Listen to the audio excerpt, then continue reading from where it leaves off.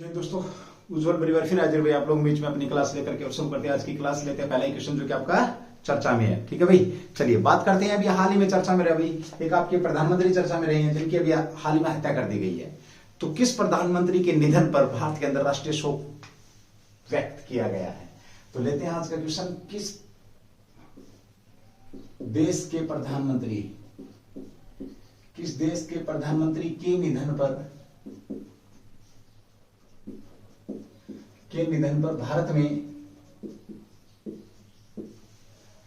भारत में एक दिन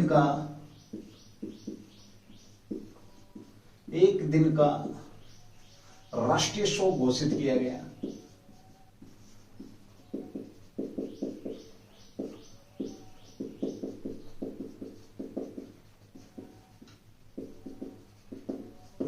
चलिए भाई, बहुत बेहतरीन क्वेश्चन भाई, और एक अच्छा व्यक्तित्व जो कि हमारा एक अच्छा दोस्त था, भारत का एक अच्छा दोस्त था। मोदी साहब ने भी ट्वीट करके कहा है कि मेरा एक परम मित्र था। ये मोदी साहब के परम मित्र, ना केवल मोदी साहब का परम मित्र बल्कि एक देश का भी मित्र था। सबसे पहले बात करें तो किस देश के प्रधानमंत्री, इस क्वेश्चन का ले लेते हैं आंसर हम।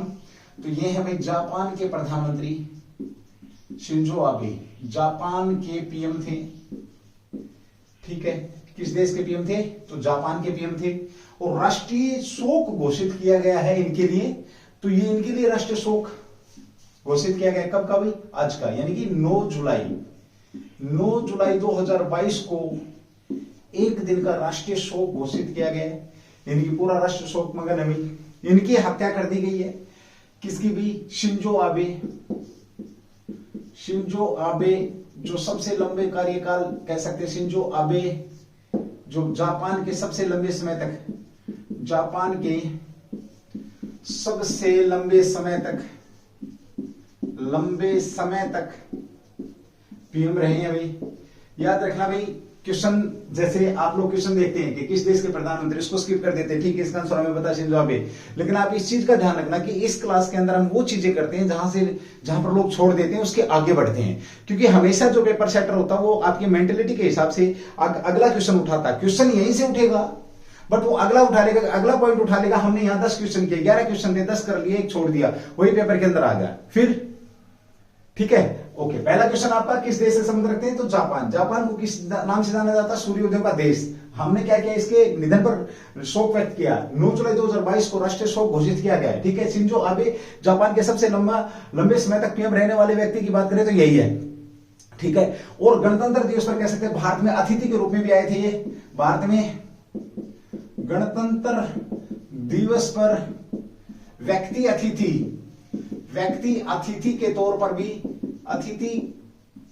पर भी ये भारत के अंदर आए थे। ये भी ध्यान रखना है। ठीक है, सूर्योदयों का देश। इस जापान को अगर मैं एक बात और करता हूं, चलो पहले शिंजो आबे साहब की बात कर लेते हैं। इनकी जो हत्या की गई है वो नारा नामक एक स्थान है जापान के अंदर। यहां पर वो एक भीड़ में भाषण दे रहे थे। भीड़ में भाषण देते वक्त गोली मार करके इनकी हत्या कर दी। ठीक है, मारकर हत्या की गई है, जो कि जापान के लिए, ना केवल जापान के लिए, भारत के लिए भी ये क्षति है भाई। ठीक है, भारत के लिए नुकसान है, क्योंकि इन्होंने भारत के प्रति हमेशा अपने कह सकते हैं कि एक जो विचार रखे हैं वो सकारात्मक रखे हैं। और ये जो प्रसिद्ध विचार थे इनके, जो चीन को लेकर के आए थे, तो चीन को लेकर के भी ये बात हुई थी कि इन्होंने एक आदेश दिया था। एक बार इन्होंने कमिटमेंट दिया था, आदेश का कमिटमेंट दिया था कि हमें सबने मिलकर के चीन की जो विस्तारवादी नीति है उसका विरोध करना चाहिए। तो शायद चीन को इस बात की आज खुशी हुई होगी, और ऐसा भी सुनने में आया है कि उन्होंने तो खुशी जाहिर की है। वैसे ट्वीट करके उन्होंने जरूर शोक व्यक्त किया है, वो एक ऑफिशियली है, बट अनऑफिशियली तौर पे अगर मैं बात करूं तो लोगों ने खुशी जाहिर करी कि हाँ ठीक है, एक दुश्मन कम हो गया। ठीक है, नारा के अंदर लेक्चर दे रहे थे आपके ये, और यहाँ पर क्या होगी, इनकी डेथ होगी भाई। बड़े अच्छे व्यक्तित्व वाले व्यक्ति थे ये। और अस्पताल के अंदर ज्यादा ब्लड किससे भी, आपका ज्यादा ब्लड बहने से, कह सकते हो ज्यादा खून बहने से, जो घाव था वो ज्यादा था, ज्यादा खून बहने से इनकी क्या हुई है, बहने से इनकी मृत्यु हुई है। याद रखेंगे। ठीक है, ओके। अब बात करते हैं इनकी जो हत्या की गई थी, नारा में गोली कब मारी गई इनको? तो 8 जुलाई को गोली मारी गई, और उसके बाद इन्हें डॉक्टरों ने ज्यादा खून बहने की वजह से इनको मृत घोषित कर दिया गया। ये आपका क्वेश्चन यहाँ पर बनता है। ठीक है, ओके। 9 जुलाई का दिन राष्ट्रीय शोक घोषित हो चुका है। शिंजो आबे की अगर मैं बात करूं तो इन्होंने 2006 से, देखिए यहां पे लिख रहा हूं 2006 से 7 तक रहे आपके, 2006 से 7 तक कार्यकाल रहे। कार्यकाल की पीएम की कार्यकाल की बात करते हैं। उसके बाद 2012 से और 20 तक ये क्या रहे हैं आपके पीएम रहे हैं भाई, ठीक है। गणतंत्र दिवस परेड में भी ये रहे थे, ये भी आप लोग यहाँ पर ध्यान रखेंगे। अच्छा क्वेश्चन आप लोगों का बन जाता है। और जापान की अगर मैं बात करूं तो सूर्योदय दिवस, यानी कि जो हमारा कौन सा दिवस मनाया गया था अभी हाल ही में चर्चा में था हमारा योग, अंतरराष्ट्रीय योग दिवस, अंतरराष्ट्रीय जो योग दिवस थे उसका संबंध भी जापान से रहा है। याद रखना यहां से शुरू होकर के, क्योंकि जहां से सूर्योदय हुआ वहां से इस कार्यक्रम को शुरू किया गया था अंतरराष्ट्रीय योग दिवस के को। और कहा जहां सूरज छिपा एक डेट के अंदर, ठीक है भाई। चलिए यहाँ पर ये बहुत बड़ी हानि हुई है। फिर मैं बात करता हूँ एक बार। अच्छा क्वेश्चन आपका, किस देश के प्रधानमंत्री? जापान के शिंजो आबे लंबे समय तक कार्यकाल रहा है। कब से कब तक? 2006 से 7 तक पीएम रहे, उसके बाद 12 से 20 तक रहे हैं, ठीक है। गणतंत्र दिवस की परेड में आए हैं, अतिथि नारा में भीड़ में गोली मारी है। भाषण देते वक्त ज्यादा फोन रहना, इसका रीजन बताया। 8 जुलाई को गोली मारी गई और 9 जुलाई को भारत के अंदर राष्ट्रीय शोक घोषित किया गया। यहाँ एक क्वेश्चन और बनता है, पहली बार हमने किस मुस्लिम राष्ट्र के जो शासक को लेकर के उनकी मृत्यु पर शोक व्यक्त किया था पहली बार? और विश्व के अंदर हम बात करते हैं, थोड़ा सा हिंट दे देता हूं, उस शासक के नाम पर 40 दिन का राष्ट्रीय शोक रखा था उस देश ने, जिस देश से ये शासक मुस्लिम राष्ट्र के शासक संबंध रखते थे, और भारत के अंदर भी उनके नाम पर शोक रखा गया था, ठीक है। चलिए जल्दी से मुझे कमेंट्स करके बताएंगे सर ये वो शासक थे जिनके ऊपर भारत ने, पहले मुस्लिम शासक थे जिनके ऊपर भारत ने राष्ट्रीय शोक की घोषणा करी थी। चलिए अगले क्वेश्चन की बात करते हैं, क्वेश्चन नंबर 2 भाई।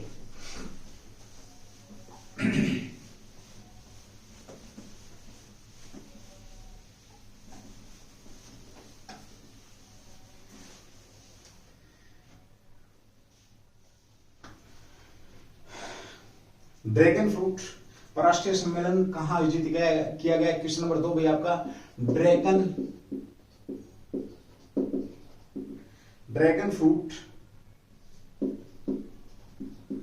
पर राष्ट्रीय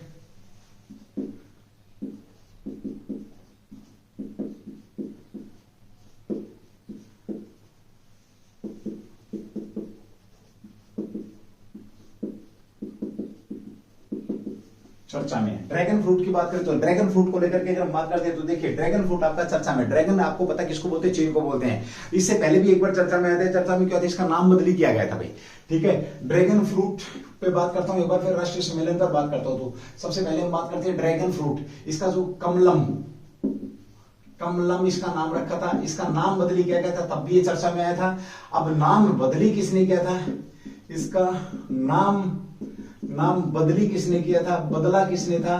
तो गुजरात ने इसका नाम बदला था। किसने भी? गुजरात ने इसका क्या था, इसका नाम बदली किया गया था और इसका क्या नाम रख दिया था? कमलम। जब हमारा किसके साथ भी, चीन के साथ जो सीमा विवाद चला उस बात को लेकर के हमने इसका नाम ड्रैगन, हम नाम लेना भी, जो हमारा दुश्मन होता है उसका नाम लेना भी उचित नहीं समझते हैं, ठीक है। शाबाश भाई, क्लास को एक बार शेयर जरूर कर देना भाई, ठीक है।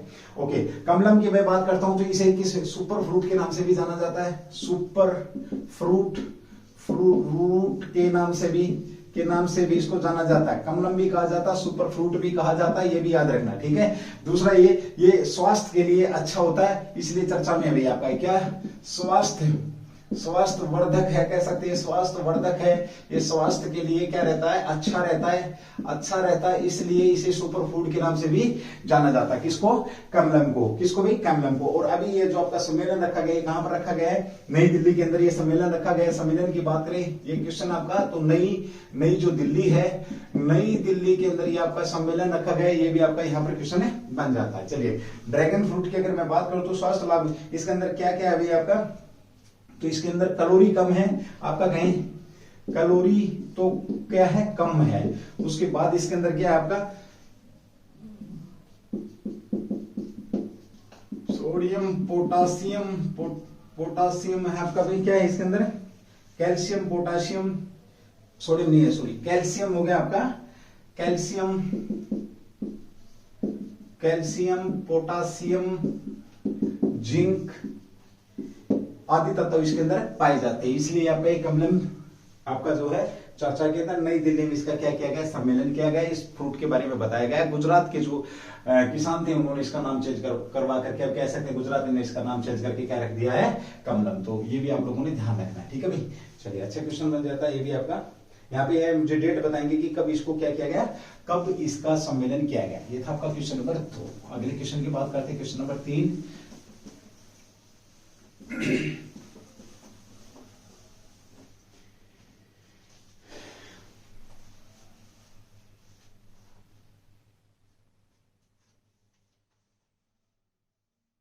आदिवासियों को हक देने के लिए, क्वेश्चन नंबर 3 आपका, आदिवासियों को जमीन या वन पर हक देने के लिए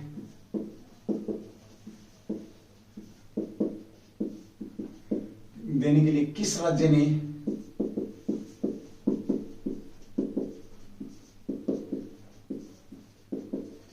मिशन की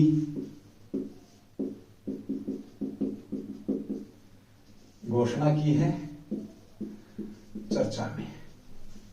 आदिवासियों को जमीन देने के लिए एक राज्य है, तो आपको पता आदिवासी 2-3 जगह मिलते हैं आपके, है ना।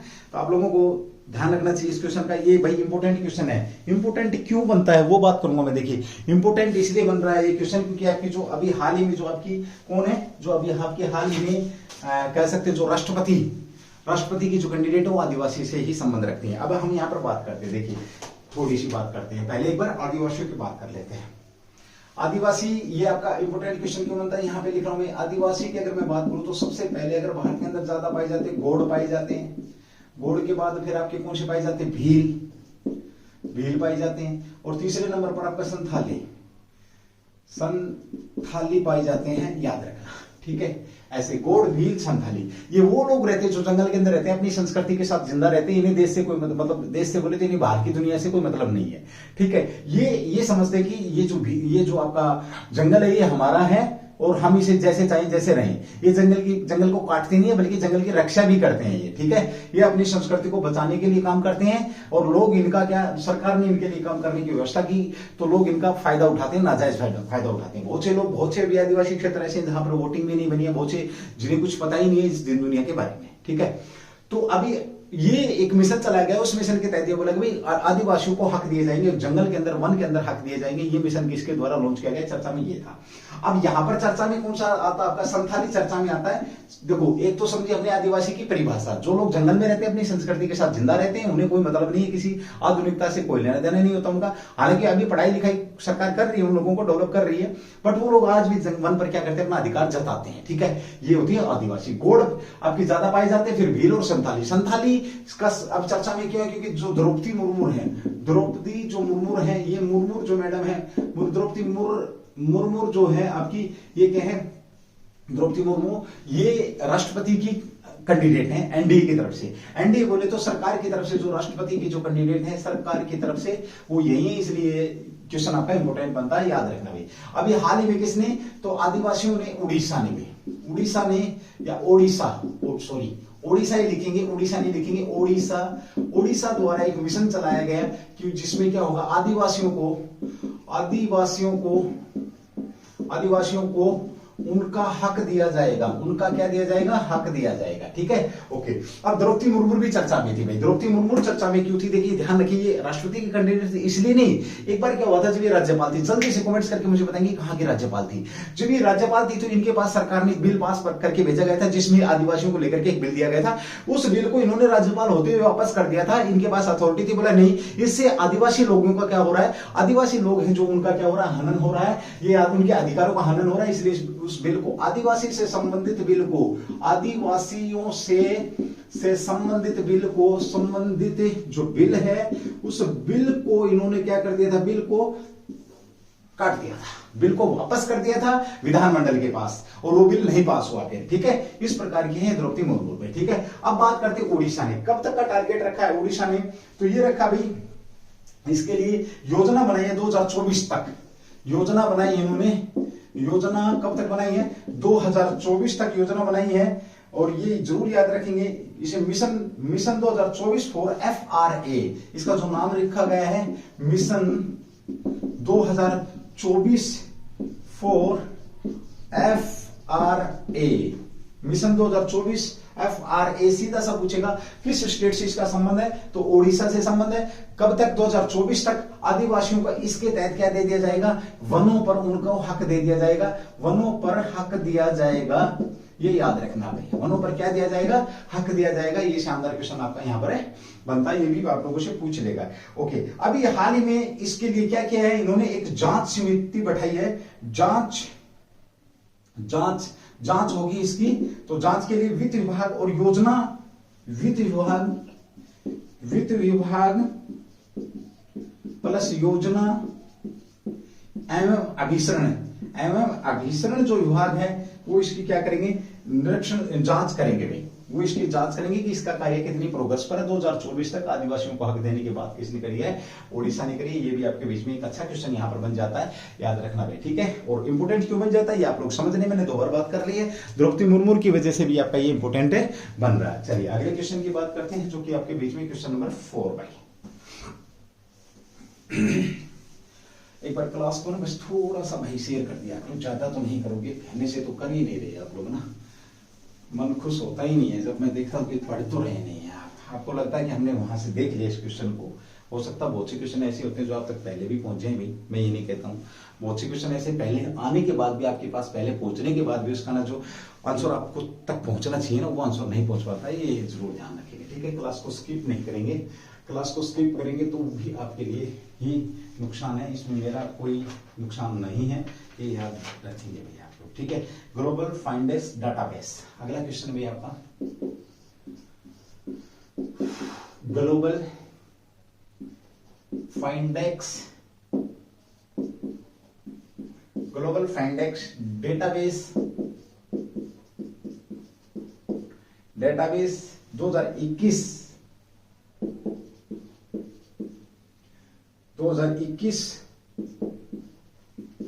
को किसने जारी किया,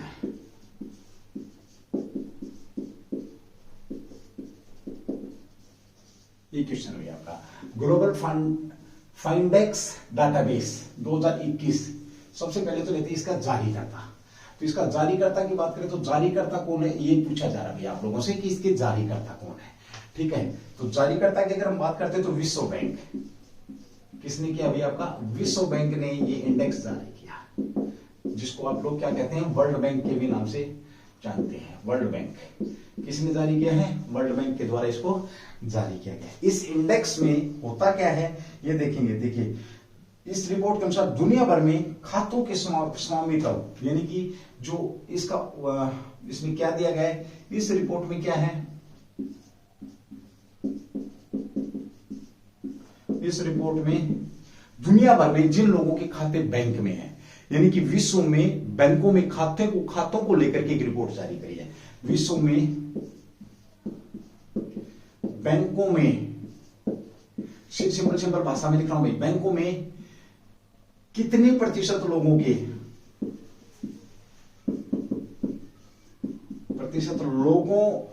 के खाते हैं, यानी कि कितने लोग बैंकों के थ्रू लेन देन कर रहे हैं, कितने लोग विश्व के अंदर बैंकों के खाते से जुड़े हुए हैं, वो रिपोर्ट आपकी ग्लोबल फाउंडेशन डाटाबेस 2021 आपकी यहां पर ये जिक्र किया इस रिपोर्ट के अंदर। तो अब इस रिपोर्ट में भारत की स्थिति की हम बात करते हैं। भारत की स्थिति की अगर मैं बात करूं तो देखिए, भारत की स्थिति को लेकर के अगर हम बात करते हैं तो इस रिपोर्ट के अनुसार आपका जो खाते स्वामित्व में वृद्धि हुई है, क्या हुआ भाई, आपके खाते स्वामित्व में वृद्धि, इस बात को सिंपल तरीके से समझेंगे, यानी कि खाते ज्यादा बढ़े हुए, ज्यादा खुले हैं या ज्यादा बढ़े हैं, खाते क्या हुए आपके बैंकों में खाते ज्यादा बढ़े हैं और लोगों ने ज्यादा इसका क्या किया, यूज किया है। ये 4 वयस्क उसमें से 3 के पास खाता है। इस रिपोर्ट के अनुसार आज इसके अनुसार क्या है, हर 4 में से जो वयस्क हैं, 4 वयस्क, हर 4 में से 3 के पास क्या है, 3 के पास खाता है, ये याद रखना भाई, ठीक है। ओके, उसके बाद इसके बावजूद 1.4 अरब वयस्कों के पास कोई बैंक खाता नहीं है। नोट डाल के लिखेंगे, नोट, कितने लोगों के पास खाता नहीं है, अरब। 1.4 अरब जो लोग हैं दुनिया में लोगों के पास खाता नहीं है भाई। बैंकों के अंदर क्या नहीं है? खाता नहीं है। ये जरूरी क्वेश्चन है आपके बीच में भाई, ठीक है। चलिए भाई, इससे आपका हम बात करते हैं ग्लोबल, इसी रिपोर्ट से एक डाटा आता है, वो आता भी आपका 39% वयस्क और 57% जिनके पास वित्तीय संस्थान खाता है। 39% वयस्कों के पास खाता है। पूरी दुनिया की बात करें तो वयस्कों के पास कितना खाता है? 39%। और 57% वित्तीय संस्थाएं, और 57% वित्तीय संस्थाओं के पास क्या है? खाता है। ये भी आपने क्वेश्चन ध्यान रखना। सीधा सा पूछ लेगा कि खातों को लेकर के रिपोर्ट जारी किसने करी है? तो वर्ल्ड बैंक ने जारी करी है, ठीक है। वर्ल्ड बैंक की स्थापना कब होती है? वर्ल्ड बैंक का हेडक्वार्टर कहां पर है? वर्ल्ड बैंक के अभी वर्तमान में अध्यक्ष कौन है? 3 क्वेश्चन फेमस है, याद रखना, ठीक है। इसकी बात करें विश्व खाद्य बैंक की, तो ग्लोबल फाइंडेक्स डेटाबेस के अनुसार ये रिपोर्ट आपके बीच में। तो भारत की क्या रिपोर्ट है? भारत की रिपोर्ट ये है कि भारत ने इसमें स्वामित्व में क्या बढ़ोतरी हासिल करी है, यानी कि बढ़े हैं भारत के अंदर खाते। ये याद रखेंगे आप लोग। दुनिया के अंदर कितने लोगों के पास? 1.4 अरब जो लोग हैं, उन लोगों के पास खाते नहीं है। 4 में से हर जो तीसरा व्यक्ति है वो अपना बैंक में खाता रखता है। इसके बावजूद ये हालात हैं आपके बीच में, ठीक है।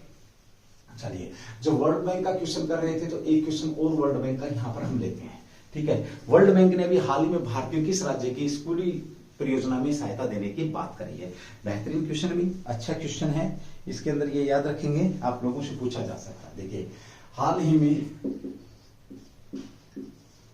में वर्ल्ड बैंक, WB कर छोड़ता हूं, वेस्ट बंगाल मत कर लेना भाई, इसको चलो लिख ही देता हूं। विश्व बैंक किस राज्य की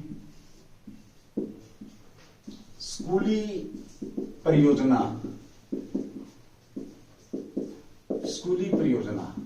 किस प्रकार की परियोजना भी आपकी? स्कूली परियोजना में सहायता करेगा। क्या करेगा? स्कूली परियोजना में सहायता करेगा। अच्छा क्वेश्चन है, क्योंकि फेमस नहीं है इसलिए अच्छा है, लेकिन परीक्षा में पूछने लायक क्वेश्चन है, इंपोर्टेंट क्वेश्चन है।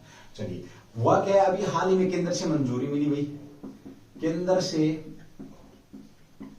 इसके लिए उस राज्य को मंजूरी दे दी है, उस राज्य को मंजूरी प्रदान कर दी गई है, जो आपसे पूछेगा, ठीक है। इसमें होगा क्या? स्कूली जो परियोजनाएं हैं आपकी भाई, कौन सी? स्कूली शिक्षा परियोजना, पूरा नाम लिखेंगे, स्कूली शिक्षा परियोजना आपकी जो है परियोजना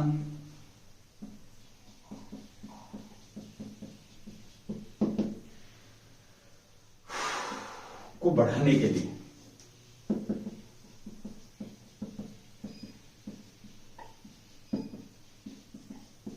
आर्थिक सहायता देगा।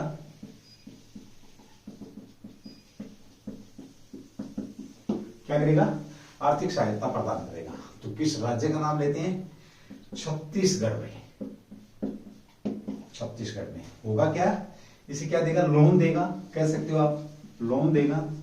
और जो बाजार के अंदर जो ब्याज चल रहा है, ब्याज की बात करें तो नाम मात्र ब्याज पर, नाम मात्र ब्याज पर ये सहायता प्रदान करेगा भाई, ठीक है, ओके। और इसे कितने वर्ष में भरना पड़ेगा? इसको कितने वर्ष में? तो 20 वर्षों में इसे छत्तीसगढ़ को किस्तों में क्या करना पड़ेगा? वापस करना पड़ेगा। किस्तों में क्या करना पड़ेगा? वापस करना पड़ेगा। तो चर्चा में आपका छत्तीसगढ़ है, याद रखेंगे, ये भी 20 वर्षों में। और कितने बिलियन डॉलर की भाई? आपकी 300 बिलियन डॉलर मदद जो कर रहा है विश्व बैंक, कितनी कर रहा है? तो 300 बिलियन डॉलर भाई, 300 बिलियन डॉलर की यहां पर क्या कर रहा है? मदद कर रहा है। चलिए, 300 मिलियन है, माफी चाहूंगी, सॉरी बिलियन नहीं, मिलियन है। 300 मिलियन डॉलर की यहां पर क्या कर रहा है? मदद कर रहा है, मिलियन, स्कूली शिक्षा परियोजनाओं में, ठीक है। चलिए, अगले क्वेश्चन की बात करते हैं, क्वेश्चन नंबर 6, जो कि आपके बीच में है।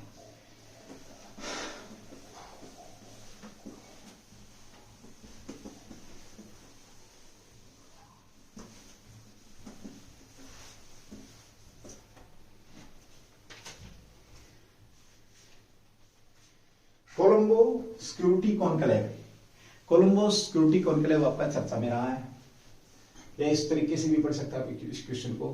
कोच्चि, क्या आपका भाई कोच्चि आपका चर्चा के अंदर रहा है, कोच्चि।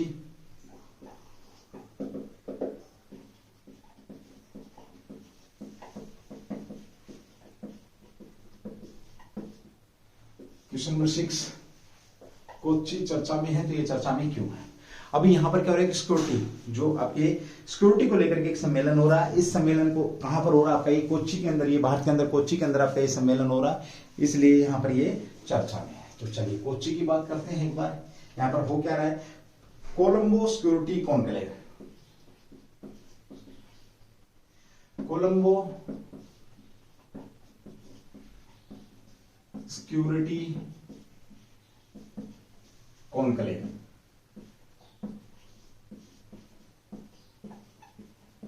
चर्चा में। ये कहां पर हुआ है? तो आपका कोच्चि के अंदर हुआ है। इसके अंदर जो भागीदार है किस किस ने, यानी कि सिक्योरिटी को लेकर के एक मीटिंग की गई है, वो कौन कौन से देशों ने यहां पर मीटिंग करी है वो देखिए। तो ये आपके भारत, मालदीव, भारत, मालदीव, आपका मॉरिशस, मॉरिशस और श्रीलंका, मॉरिशस और आपका श्रीलंका। भाई श्रीलंका भी आपका हाईलाइटेड है वर्तमान में, आपको पता है ना, वहां के प्रधानमंत्री ने भी इस्तीफा दे दिया, वहां के राष्ट्रपति ने भी इस्तीफा दे दिया, और अभी वर्तमान में जो प्रधानमंत्री रहेंगे कौन रहेंगे, सॉरी राष्ट्रपति रहेंगे कौन रहेंगे, जो स्पीकर साहब है वही राष्ट्रपति रहने वाले हैं, ये भी ध्यान रखना है, ठीक है। और 1 महीने के अंदर अंदर चुनाव भी होने वाले हैं। बड़ी आर्थिक स्थिति, लोगों ने राष्ट्रपति भवन पर कब्जा कर लिया और उत्पात मचाया है राष्ट्रपति भवन के अंदर, और वो देश छोड़ के जा चुके हैं श्रीलंका के राष्ट्रपति। कारण सिर्फ क्या है? आर्थिक जो वहां पे जो सिचुएशन पैदा हो रखी है, खाने पीने की चीजें, आमतौर पर पेट्रोल, डीजल और खाने पीने की चीजों को लेकर के वहां पर ये इतनी गैस को लेकर के महामारी हो रखी है, ठीक है। चलिए अगली बात करते हैं। यहाँ पर ये भाई आपका बांग्लादेश और सेशेल्स, इसके पर्यवेक्षक देश है। कौन कौन से पर्यवेक्षक? ये क्वेश्चन बनेगा भाई। बांग्लादेश, ये तो क्या है? सदस्य भाई, सदस्य।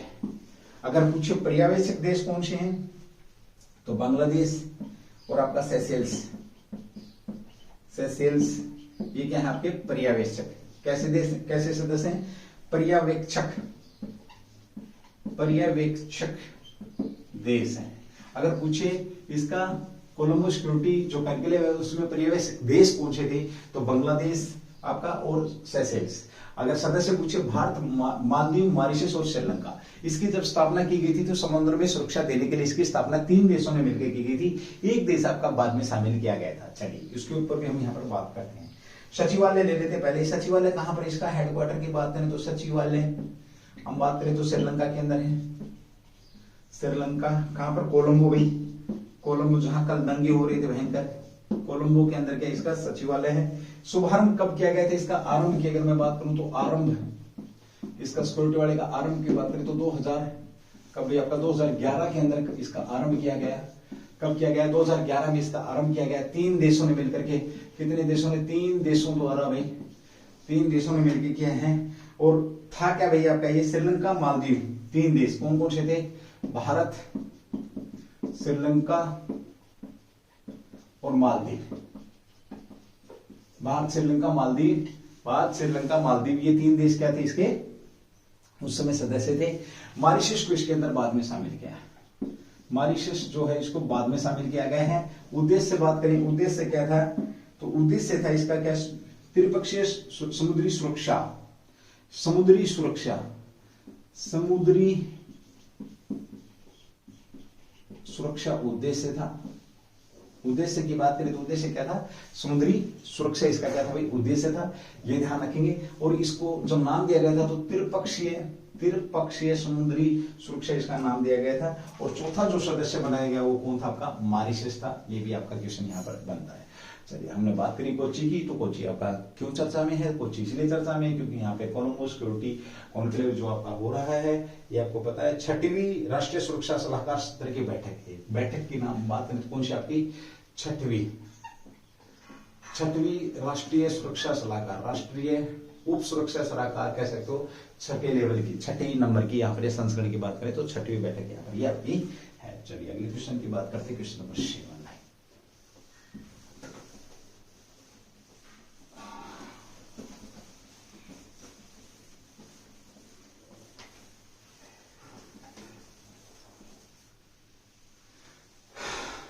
Question number 6।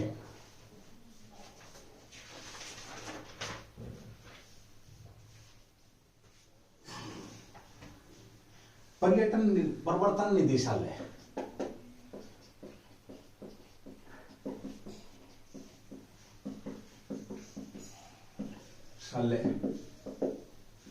चर्चा में है।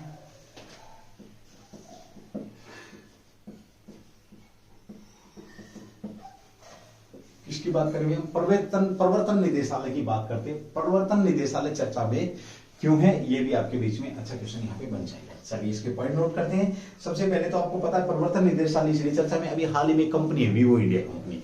वीवो इंडिया कंपनी ने क्या किया है, ये क्या करती है एक्चुअली, जो टैक्स की जो चोरी करते हैं उस चोरी के ऊपर ये निगरानी रखती है। ठीक है, तो आपका वीवो जो इंडिया कंपनी है, एक्चुअली में वीवो का संबंध कहां से? चीन से भी। इसने टैक्स से बचने के लिए क्या किया, इसने पैसा कहां पर इन्वेस्ट कर दिया? चाइना के अंदर कर दिया।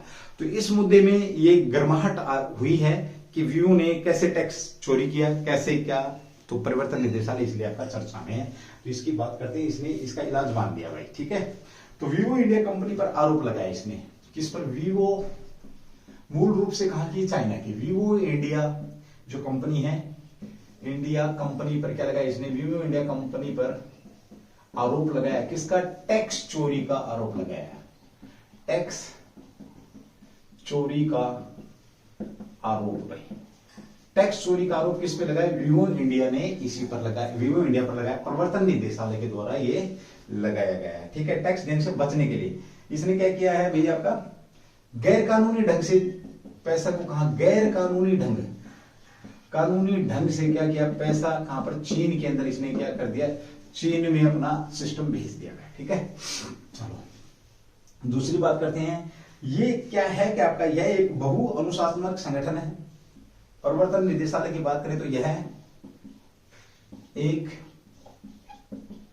बहु अनुशासनात्मक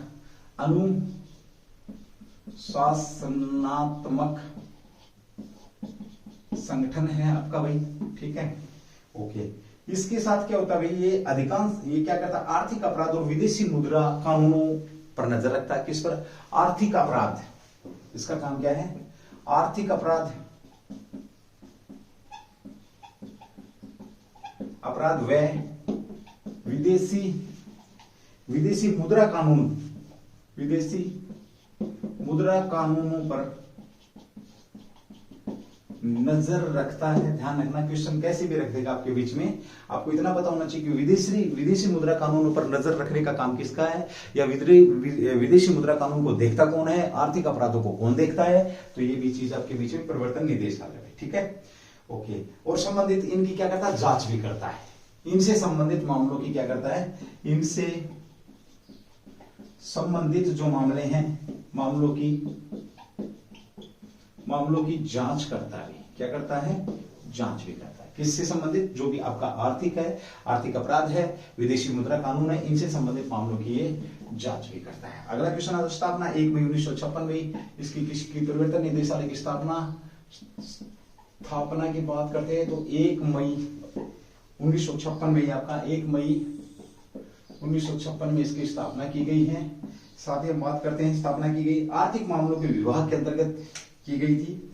जब इसकी स्थापना, आर्थिक मामलों का विभाग है, जब स्थापना की गई थी तो क्या था? आर्थिक मामलों के विभाग के अंतर्गत स्थापना की गई थी। याद रखना 1957 में इसका नाम प्रवर्तन निदेशालय कर दिया गया। नाम प्रवर्तन निदेशालय किया गया। प्रवर्तन निदेशालय नाम कब रखा गया? निदेशालय 1957 में नाम रखा गया भी इसका। 1960 में इस निदेशालय को प्रशासनिक नियंत्रण आर्थिक मामलों से 1960 से पहले कहां पर था ये? प्रशासनिक 1960 से पहले प्रशासनिक नियंत्रण व आर्थिक मामलों से निकाला गया। आर्थिक मामलों से निकाला गया। अब देखो, स्थापना 1 मई 1956, आर्थिक मामलों को विभाग के अंतर्गत इसकी क्या की गई थी, स्थापना की गई थी। 1957 में इसको नाम दे दिया गया प्रवर्तन निदेशालय। 1960 से पहले ये किसके अंडर आता था, प्रशासनिक नियंत्रण और आर्थिक मामलों के आर्थिक जो मंत्रालय था उसके अंडर आता था ये, ठीक है। वर्तमान में इसे किस विभाग के अंडर दे दिया है, राजस्व विभाग। राजस्व विभाग के अंडर आपका ये प्रवर्तन निदेशालय काम करता है, ठीक है। प्रवर्तन निदेशालय किसके, राजस्व विभाग। वर्तमान में पूछे तो चर्चा में क्यों है, वीवो इंडिया कंपनी को टैक्स चोरी, चीन का संबंध, ये सारी की सारी बातें आपकी यहाँ पर बन जाती है। अच्छी क्वेश्चन आपके बीच में, ये ध्यान रखेंगे, ठीक है। चलिए अगले क्वेश्चन की बात करते हैं, क्वेश्चन नंबर 8, जो कि आपसे पूछा जाएगा। स्क्रीनशॉट ले लो इसका जल्दी, ठीक है। चलिए, कल ये क्लास मिलनी थी एक्चुअल आपको, कल किसी टेक्निकल फॉल्ट की वजह से हम कल ये क्लास डाल नहीं पाए थे, इसलिए ये क्लास आज आपको मिल रही है एक्चुअली। नहीं तो 9 का जो आपका जो करंट रहता है, जीके रहता है, वो 9 को ही आप लोगों को डिलीवर कर दिया जाता है। चलिए कोई बात नहीं। अगला क्वेश्चन आपका क्वेश्चन नंबर,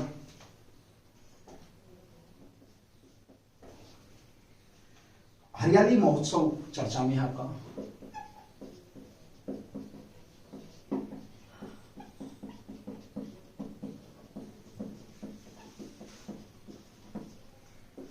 हरियाली महोत्सव चर्चा में है, तो ये चर्चा में क्यों है। जब हरियाली शब्द आए तो आप लोग समझ गएंगे।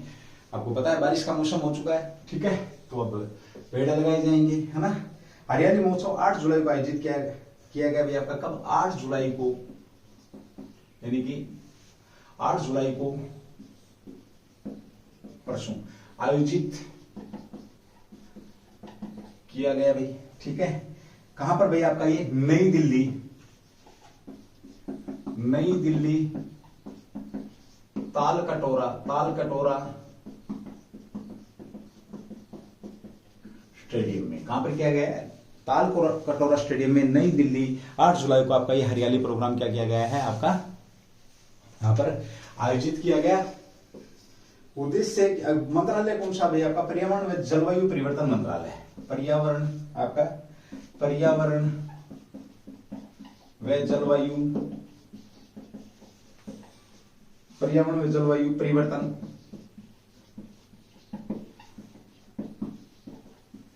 पर्यावरण व जलवायु परिवर्तन मंत्रालय, पर्यावरण व जलवायु परिवर्तन मंत्रालय के द्वारा इसका आयोजन किया गया। आजादी के अमृत महोत्सव के हिस्से के रूप में, आजादी के अमृत महोत्सव के हिस्से के रूप में, ये भी याद रखेंगे, ठीक है भाई। उद्देश्य, थीम क्या है इसकी, अगर मैं बात करूं, अगर उद्देश्य की बात करें तो इसका आयोजन जीवन को बनाए रखने के साथ साथ आने वाली पीढ़ियों के लिए, जीवन को बनाए रखने के साथ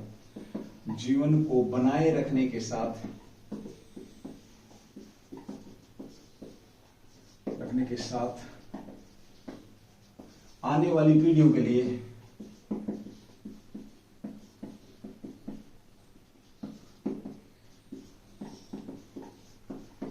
सुरक्षित रखना, इसे सुरक्षित रखना व्यवहार को है, ठीक है। ये क्या है, सुरक्षित रखना, जीवन को बनाए रखने के लिए के साथ साथ जीवन आने वाली पीढ़ियों के लिए सुरक्षित रखना। किसको भी, वनों को सुरक्षित रखना है, किसको भाई, इसका आयोजन वनों को सुरक्षित रखना है, जीवन को बनाए रखने के लिए, ठीक है। या इसके पेड़ों की महत्व पर, पेड़ों को सुरक्षित रखना है, ऐसे कहेंगे, पेड़ों को सुरक्षित रखना भी, ठीक है, पेड़ों को सुरक्षित रखना, या इनके महत्व को बताना भी आप इसमें कह सकते हो, या इसके महत्व को भी यहाँ पर हम कह सकते हैं, बताना भी कह सकते हैं।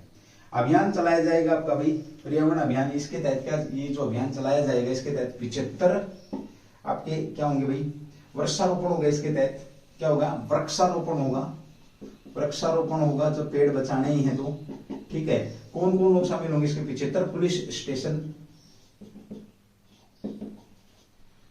पुलिस स्टेशन होंगे आपके, 75 नगर वन होंगे, 75 नगर वन इसके अंदर शामिल होंगे। दिल्ली एनसीआर में 75 स्कूल प्लस दिल्ली एनसीआर के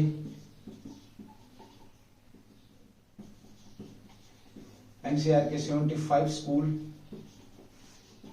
ठीक है, और 75 भारत भर में 75 वृक्षारोपण स्थल, और पूरे भारत में क्या होंगे 75 स्थल होंगे जहां पर 75 वृक्षारोपण स्थल 75 वृक्षारोपण स्थल होंगे, और 75 स्वतंत्रता के 75वें वर्ष के सम्मान में ये आपके वृक्षारोपण किया जाएगा और हरियाली आपका ये मनाया गया है, जो कि आपका चर्चा में था। फिर एक बार बात करते हैं हरियाली महोत्सव आपका 8 जुलाई को आयोजित किया गया नई दिल्ली में तालकटोरा स्टेडियम, पर्यावरण जलवायु परिवर्तन मंत्रालय। मंत्री कौन है जल्दी से बताएंगे। जीवन को बनाए रखने के लिए जीवन को बनाए रखने के साथ साथ आने वाली पीढ़ियों के लिए सुरक्षित पेड़ रखना, इसका क्या उद्देश्य है या उनके महत्व के बारे में जागरूकता फैलाना कह सकते हो। आपका आजादी के अमृत महोत्सव के हिस्से के रूप में 75 पुलिस स्टेशन, इसमें वृक्षारोपण होगा, 75 पुलिस स्टेशन होंगे, 75 आपके नगर वन होंगे, 75 एनसीआर के स्कूल होंगे आपके, और भारत के 75 स्थल होंगे, ठीक है। ये यहाँ पर क्या करेंगे वृक्षारोपण करेंगे इस कार्यक्रम के तहत, हरियाली महोत्सव के तहत भाई, ठीक है। चलिए अगले क्वेश्चन की बात करते हैं। क्वेश्चन नंबर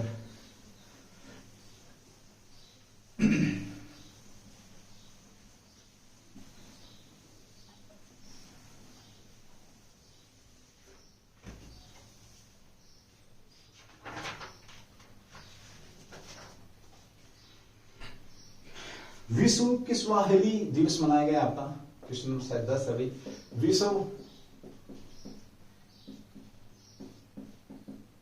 किस्वाहिली भाषा दिवस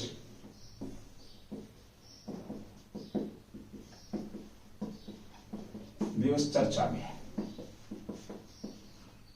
इसका संबंध है, देखिए कौन से भाषा दिवस की बात कर रहा है आपका। विश्व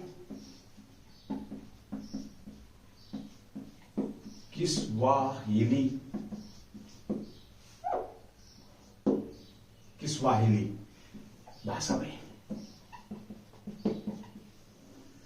ये चर्चा में आपकी, या अफ्रीका से संबंधित है ये भाषा आपकी, और पहली बार इसे भाषा के रूप में मान्यता दी गई है किसने, यूएनओ के द्वारा, इसलिए ये भी आपकी चर्चा में है। चलिए बात करते हैं यहाँ पर थोड़ी सी। 7 जुलाई को पूरे विश्व में किस्वाहिली दिवस मनाया गया। कब मनाया गया ये, 7 जुलाई 2022 को मनाया गया है, याद रखना भी आपका किस्वाहिली भाषा दिवस। और यूनेस्को के सदस्य देशों के नेतृत्व में, यूनेस्को के सदस्य देशों के नेतृत्व में भाई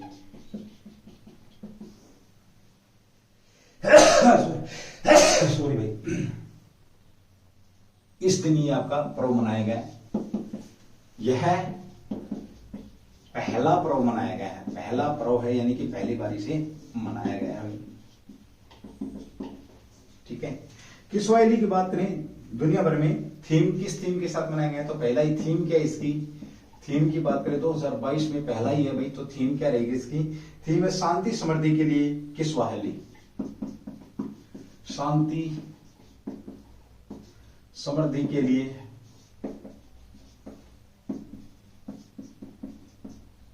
किस्वाहिली, ये इसकी क्या है थीम है भाई, थीम पूछे शांति समृद्धि के लिए किस्वाहिली, ठीक है।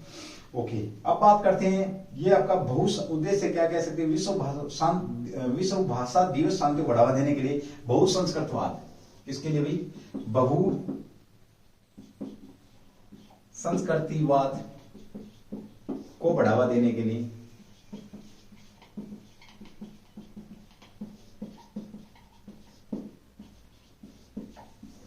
किसको बढ़ावा देने के लिए, आपके बीच में भाई, ठीक है। भाषा कहां की, अफ्रीकी और उप सहारा अफ्रीका की किस्वाहिली भाषा है कहां की, तो अफ्रीका, किस्वाहिली भाषा अफ्रीका व उप सहारा क्या, अब उप सहारा अफ्रीका की है ये, यहां पर ये मुख्य रूप से यही बोली जाती है, मुख्य रूप से यही बोली जाती है। ये शानदार क्वेश्चन आपका। और एकमात्र अफ्रीकी भाषा है, अफ्रीकी संघ की आधिकारिक भाषा है, और अफ्रीका की तरफ से शामिल की गई ये एकमात्र भाषा है, जो किस्वाहिली सीधा सा पूछ लेगा कि कौन सी भाषा अफ्रीका की तरफ से शामिल की गई है संघ के अंदर, तो आपकी किस्वाहिली भाषा यहाँ पर शामिल की गई है। भाषा से संबंधित अगर हम बात करते हैं तो भाषा क्या है, पहली बात तो ये कि भाषा वह साधन है जिसके द्वारा व्यक्ति अपने भावों को किसी दूसरे व्यक्ति तक पहुंचाता है, दैट इज आपकी लैंग्वेज कह सकते हो आप, ठीक है। दूसरी बात करते हैं इसके संवैधानिक की बात करें तो हिंदी को आपका आधिकारिक भाषा का दर्जा दिया गया। आपका 14 सितंबर 1949 को हिंदी का आधिकारिक भाषा का दर्जा संविधान सभा के द्वारा दिया गया था। वहां पर 15 साल के लिए इंग्लिश को भी, अंग्रेजी को भी दूसरी भाषा का दर्जा दिया गया था वहां पर, ठीक है। ओके, उसके बाद बात करते हैं हम 14 सितंबर को अपना कौन सा भाषा दिवस मनाते हैं। क्वेश्चन तुम्हारे लिए अंतर्राष्ट्रीय भाषा दिवस, हिंदी भाषा दिवस कब मनाया जाता है, ये भी आपके बीच में यहाँ पर है क्वेश्चन बनता है, ठीक है। भाषा से संबंधित एक्ट कौन सी है, अनुसूची कौन सी है, जल्दी से कमेंट्स करके बताएंगे। बहुत बार रेपिटेशन आपके क्वेश्चन रहे अभी आपके। आज की जो क्लास आपकी उज्जवल परिवार की यहीं तक रखने वाले हैं। फिर मेरी अंतिम बार रिक्वेस्ट है आप लोगों से इस क्लास में कि क्लास को एक बार प्लीज शेयर जरूर कर दिया करो, साथ में कुछ नोट लिख दिया करो कि क्लास देखने में अच्छी है या खराब है, भाई अच्छे क्वेश्चन हैं। क्लास को स्किप कर जाती हो आप लोग, जैसे देखिए आपने 10 क्वेश्चन है, 10 क्वेश्चन आपकी मात्र 10 सेकंड में देख लिए, लेकिन उन 10 क्वेश्चनों के साथ आपके जो 100-150 क्वेश्चन और निकलते हैं, 150 क्वेश्चन, वो कहां से आएंगे। फिर बोलेंगे सर हमने आपकी क्लास देखी थी, मैं हर क्वेश्चन के ऊपर मुझे पता है कि मैंने कौन सी क्लास में कौन से क्वेश्चन कराए हैं, तो पेपर आने पे आपको वो सारी चीजें आपके बीच में आ जाएंगी। चलिए, थैंक यू, जय हिंद, जय भारत, डू दी बेस्ट। बाकी आप लोग बहुत ज्यादा समझदार हैं।